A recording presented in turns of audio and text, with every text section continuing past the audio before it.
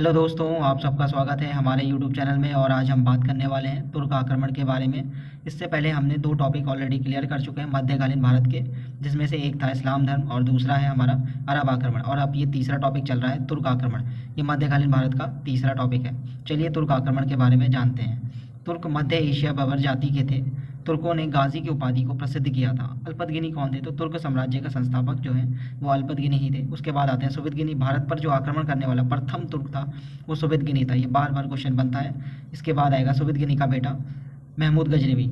और ये महमूद गजनी तो बहुत बार क्वेश्चन बना है इसके बारे में। किसने सिस्तान के शासक खलफ बिन अहमद को पराजित किया और खलीफा ने इसे सुल्तान की उपाधि प्रदान की थी।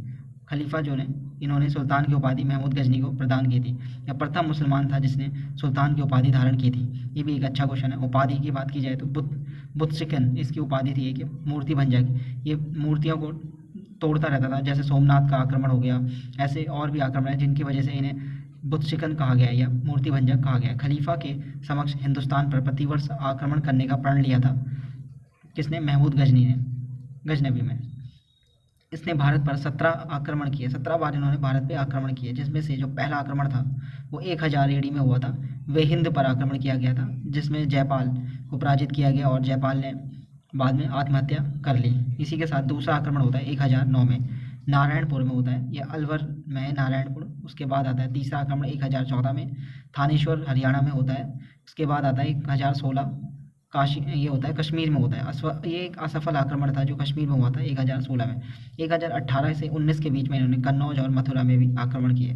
1025 में फिर इन्होंने प्रभास पटन, सोमनाथ जो मंदिर है, ये बहुत ज़्यादा, ये एक अच्छा क्वेश्चन है। यहाँ से क्वेश्चन बहुत बनता है ये बार बार कि सोमनाथ पर आक्रमण कब किया गया है? तो 1025 में किया गया था, जिसे एक सफल आक्रमण माना जाता है।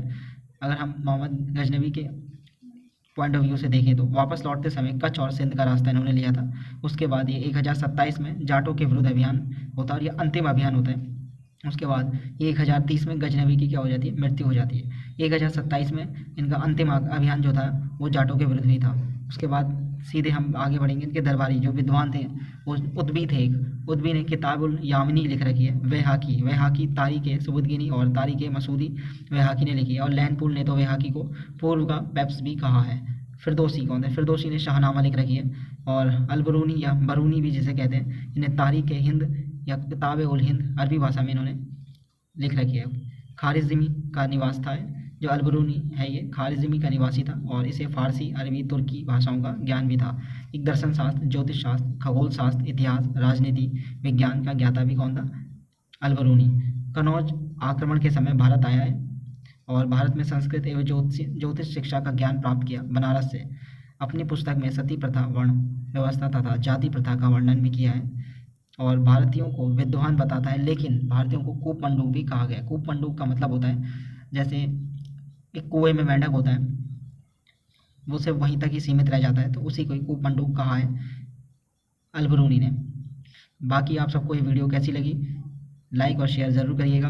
और हमने जो इससे पहले भी जो टॉपिक दिए हैं अरब आक्रमण से संबंधित हो, चाहे इस्लाम धर्म हो, वो ज़रूर देखिएगा। आप सबका धन्यवाद हमारे साथ बने रहने के लिए।